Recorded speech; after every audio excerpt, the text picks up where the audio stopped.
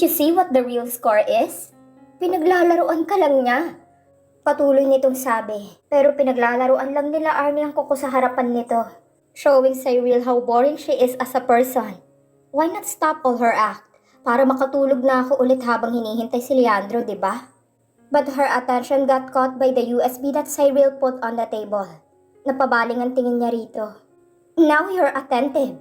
She showed an evil smile at nagpatuloy sa kanyang sinasabi.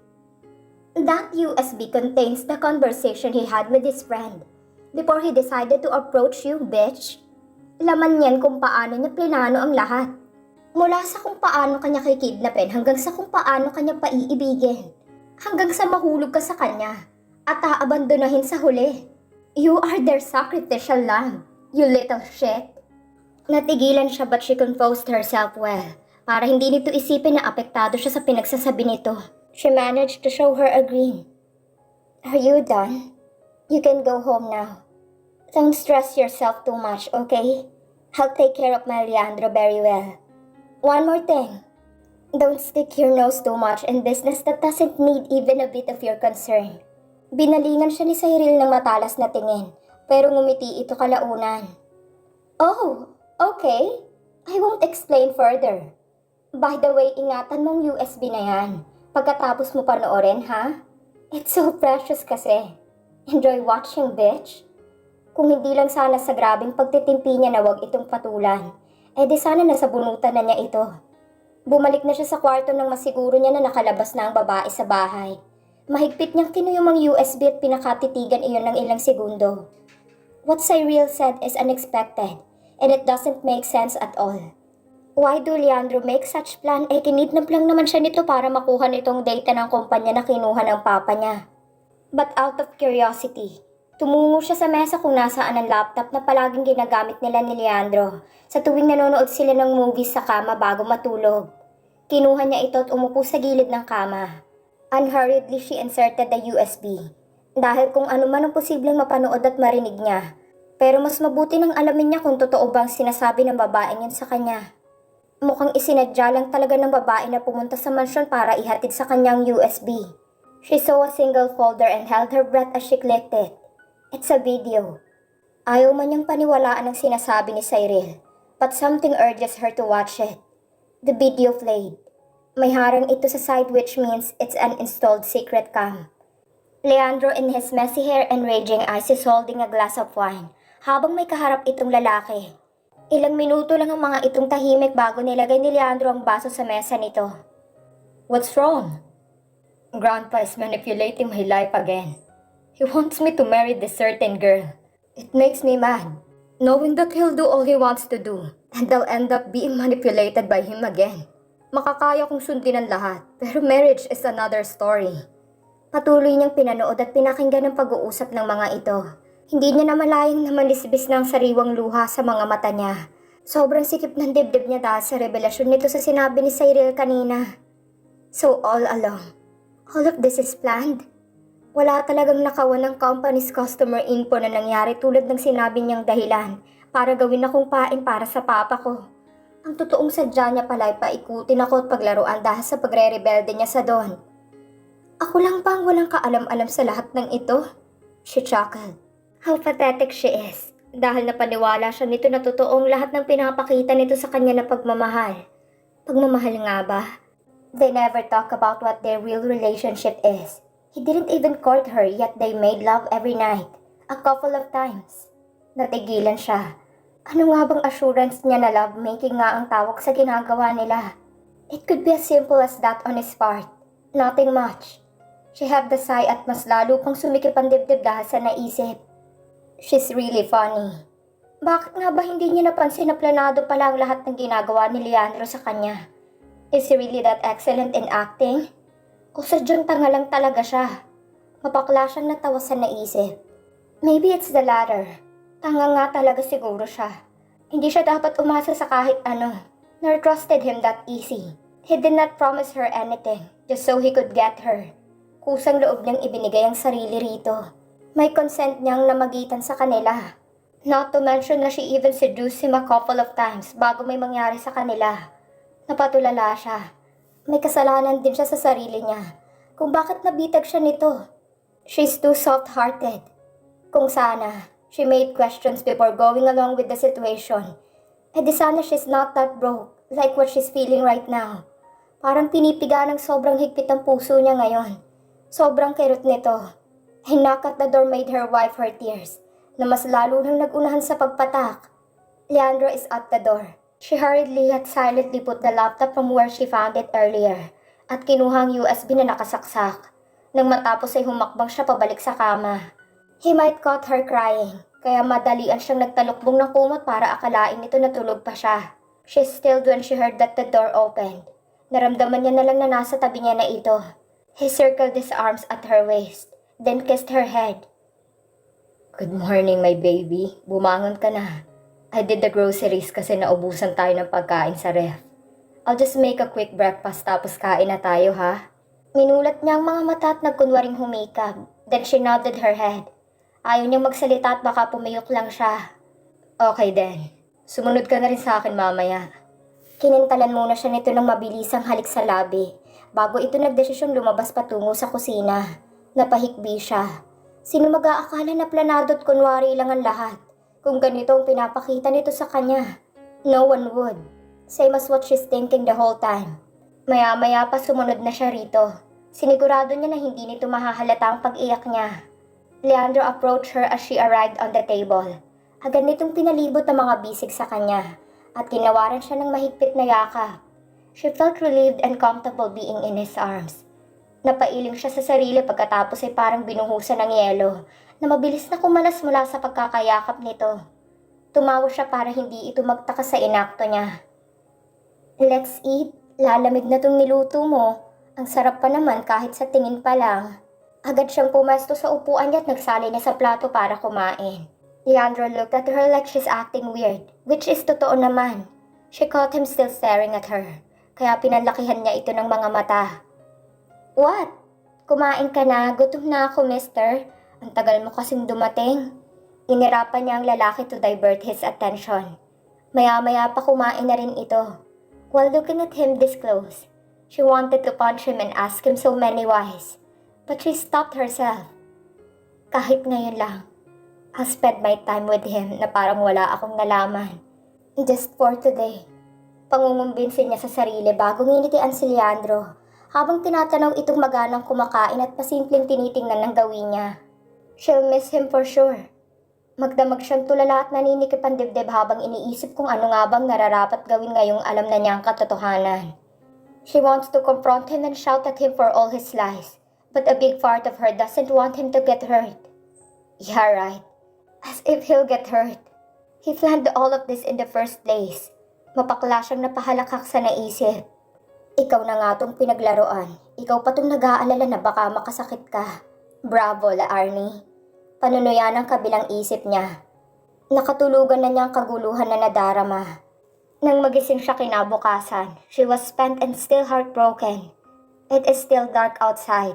Kakasibol pa lamang ng araw but she slowly and quietly gets out of the bed, afraid that Leandro might notice her. She watched him sleeping soundly. They cuddled again as what they've been doing for the last few days. Minutes passed while staring at him. Unti-unti ring bumibigat ang damdamin niya. So she diverted her gaze at tumungo na sa walk-in closet. Nang may nakitang maleta roon ay madalian na itong kinuha at unti-unting isinilid ang mga gamit. Not minding how unorganized it is. Napatawa siya sa sariling kagagahan. Nang sumagi sa isip niya na wala siyang anumang pag-aari sa mga gamit na naroon. Lahat ng yun ay binili ni Leandro. But who cares? She need those dahil magpapakalayo-layo na siya. At kung dadaan pa siya sa kanila para kumuha ng mga gamit, Leandro might trace where she is. Nang matapos ay nilingon niya ang gawin nito. Mahimbing pa rin ang tulog ng binata. Too peaceful that he'll wake up. Only to find na umalis nang binabantayan nitong bilanggo. She chuckled. Yeah, paano ko nga ba nakalimutan yon? I may be just a prisoner for you, mister. Her heart ached for the sudden realization. She was having mixed emotions again. She could feel tears welling up in her eyes. For the last minute, she memorized the details of his handsome face, from his eyes down to his pouting lips, before finding her way out.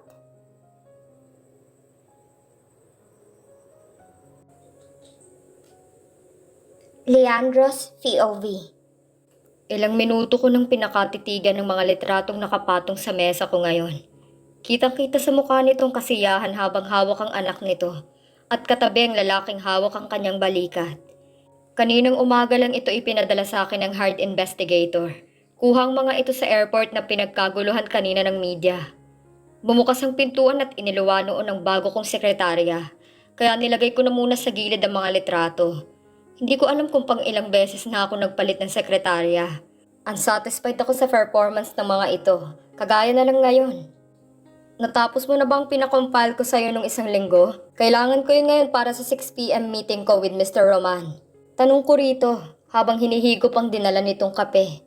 Tiningala ko ito nang wala akong marinig na tugon. Pero mukha yatang wala talaga itong masabi at parang alam ko na kung bakit. Nakayuko ito at hindi makatingin sa akin ng diretsyo. Kaya mas lalong nag-init ang bumbunan ko. Gusto mo bang ako na lang ang gagawa ng dapat ay trabaho mo? Kailangan bang palaging ako magpapaalala sa'yo kung anong mga schedules at dapat gawin? Eh di sana ako na lang ang swineldohan ng kumpanyang to. Total akong gumagawa ng trabaho ng sekretarya. Sigaw kong sabi dito na ikinaigting ng babae. Lumabas ka na at gawin mo ang trabaho mo. Siguraduhin mo na matatapos mo yun ngayong araw. I-cancel mo na rin ang meeting kay Mr. Roman ngayong hapon. And move it for tomorrow. Paalala lang, may limitasyon ng pagiging pabaya. Sapat na sigurong ilang beses mo makakapalpakan para sisantehin kita sa susunod. Mangiyak-ngiyak itong umalis. Naipikit ko ang mga mata sa sobrang frustration. Ilang minutong nakapikit lang ako nang may biglang tumikhim sa tapat ko. Kaya naimulat ko ang mga mata. O Dan, nandito ka pala. Akala ko'y umalis ka na kanina pagkatapos nating mag-meeting with the board. Sabi mo magja-jetski ka muna. Kalmado itong pumunta sa couch at prenteng umupo bago ako hinarap ulit. Yeah, I thought so too, supposedly. Papunta na sana ako kanina but I canceled it when I heard that La Arnie is back in the country. Not only her, but she's with an angel as beautiful as her. Matunog kasi siya ngayon sa fashion world and one of my friend there ang nagbalita sa akin. Ibabalita ko sana sa'yo pero mukhang naunahan mo na pala ako sa balita. Sinundan ko ang tingin nito at nakatutok pala ito sa mga larawan na itinabi ko kanina. Mukhang nakita nito agad ang mga yun pagkapasok pa lang. Are you still hiring a private investigator to know what she's been doing? Mahal mo pa rin ba? Tanong nito na may panunukso sa tono. Are you insane? Why would I still be in love with a slut like her? Gusto ko lang paghigantihan siya sa ginawa niyang panloloko sa akin. She even dared to make me feel she's so in love with me. When in fact, humahanap lang pala siya ng tiyempo para makaalis sa mansyon ko. And one more thing, napakadali sa kanya na makipagsiping sa lalaking tumulong sa kanya. They even have a daughter as a result sa ginawa niyang kalandian. What a slut! Mahaba akong litanya rito. Paano kung minahal ka nga pala talaga niya? Paano kung magtatagpong muli ang landas niyo at bumalik ang kung anong namamagitan sa inyong dalawa? Stop imagining things, Dan Stephen. There's never an us in the first place, kaya walang maibabalik. But one thing is for sure. I'll do all that I can para maramdaman niya ang kabiguang naramdaman ko nung araw na magising akong wala ni anino niyang natagpuan ko. Tapos malalaman ko pa na sumamar siya sa ibang lalaki pagkatapos niyang lisanin ang pamamahay ko. Tinitigan ko siya ng matiim. Sa klase kasi ng tingin nito sa akin, ay parang sinusukat ako kung gaano katotoong mga salitang binibitiwan ko. By the way, wanna go bar hopping tonight? Let's drink. Tawagan mo sila, my treat. Pag-iiba ko ng topic para itigil na nitong paghihinala. Naiilang ako sa mapaglaro nitong ngisi. Niligpit ko ng mga gamit para sa akmang pag-alis. Kasama na doon ang mga litrato nila Arnie at ng anak nito. Dito ka na muna. Uuwi na muna ako para makapagpahinga. Kita na lang tayo doon. Same place. Tinapik ko ang balikat nito at nauna nang lumabas sa sariling opisina. Kita ko sa mukha nito na nag-aalala ito sa sinabi kong maaari kong gawin sa mag-ina. Pero hindi niya ako masisisi. Kung grabe ang pagkagalit ko sa babae. Gagawin ko ang gusto ko. At hindi ko hahayaan na sa pagkakataong ito. Mapaglaruan na naman ako ng babaeng yun. Umuwi ako sa kondo at nag-shower para makatulog na agad. Pero kanina pa akong nakahiga sa kamay ayaw pa rin akong dalawin ng antok. Puno ang utak ko ng posibleng mangyari at mga katanungan ko sakaling magkaharap nga kami ulit nila Arnie.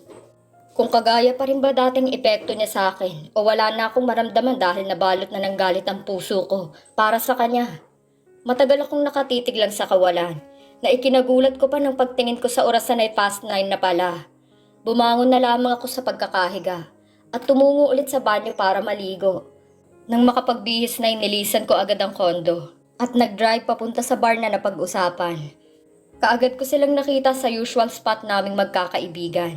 Himala na kompleto ang mga ito at sabay na tumingin sa akin pagdating ko. Agad naman akong inalok ni Dan ng alak na tinanggap ko naman. Magkasunod na paglagok ang ginawa ko. Bro, are you okay? Dan and the other guys keep on asking me. I'm started to get pissed off. Kanina pa sila tanong ng tanong at nakakarindi na talaga. Look, we're here to have fun, bro. Let's enjoy it. Nakangiting sagot ko sa mga ito. You know what, Leandro? You'll get drunk in that state. Ilang straight shots na ang ginawa mo mula pa pagpasok mo dito hanggang ngayon. Hindi ka naman ganito pag umiinom. Last time I saw you drinking like this ay noong... Hey bro, mag-enjoy na lang tayo. And find some ladies who are willing to get laid. Wine interrupted Matt's statement. Nakita ko siyang palihim na sinagid ng siko nito when he saw me slightly grip my hand for a feast. Tumikim si Tyler, then handed me another shot of liquor. Inisang lagok ko ito, then filled another glass again. The feeling of the hot liquid being taken straight down my throat gives contentment in my unexplainable feeling right now. La Arnie. Seeing La Arnie doing well without me beside her makes my heart ache. Idagdag pa nito na mas pinili niyang lalaking yun kaysa sa akin. They even have a daughter. I tightened my grip more for a feast dahil sa rumaragas ang emosyon. Just by mentioning her name, bumabalik lahat ng mga masasayang alaala namin hanggang sa nalaman kong niloloko niya pala ako. Ilang shots pa ang ginawa ko nang makaramdam ako ng pagkahilo. Kaya tumayo na ako and excused myself. They wanted to accompany me but I refused. Hindi naman na nag-insist pa ang mga ito. As I was about to went outside para magpahangin, a group of boys blocked my way. Nung una akala ko'y dahil sa sobrang dami ng tao at masikip na. Kaya nakaharang ang mga ito, kaya tumabi ako para paraanin sila. Pero sa pagkakadismay ako, they just smirked and grinned at me. Pinalibutan nila ako. Will you please make a way? Nakaharang kasi kayo sa daraanan. Kalmadong sabi ko sa kanila, pero nagtawanan lang ang mga ito. Bakit? Isn't it obvious? Sinadya talaga naming harangan ka. Why? Wala lang, gusto lang namin. Bakit? Aangal ka? Siniko-siko ng kasamahan nilang nasa tabi ko ang tagiliran ko, habang kanikwelyuhan naman ako nang nangunguna sa kanila. Pinigilan kong patulan sila dahil kung maaari ayoko nang masangkot sa away. Ngunit tuluyan na napugto ang pasensya ko nang duraan nitong paanan ko. Out of impulse, I punched him when he was about to lay a punch on me. Tumulong din ang iba pa niyang mga kasamahan. I'm outnumbered. Nagkagulo na rin ang mga taong nakasaksi sa nangyayari. Maya-maya pa I saw my friends quickly went to where I am at agad na sumugod para tumulong. The bar security arrived later on at kinuyog ang sa kabilang grupo na nagsimula ng gulo. Wine came along with the security, then explained and told them to ban those groups since he's the owner. Pasuray-suray kong tinungo ang kotse kahit pinipigilan nila ako. I want to drive home pero ayoko makaabala sa kanila para ihatid ako. Habang pinipigilan nila ako, my world stopped for a moment. When I saw those pairs of eyes that I longed for 3 years, staring directly at me. La Arnie. Unaware, her name slipped from my mouth. Napatingin ng mga kaibigan ko sa gawin nito at tinapik ang balikat ko bago ito nagsibalik sa loob ng bar. Are you insane? Why would you drive when you're drunk? Magpapakamatay ka ba? I blinked my eyes a couple of times just to make sure na hindi ako namamalik mata. A sudden joy invaded my heart when I realized that she's real. She's in front of me. Habang nakakunot ang noon na pinapagalitan ako, mas lumapit pa ito at ipinilig niya ang mukha ko, checking for something.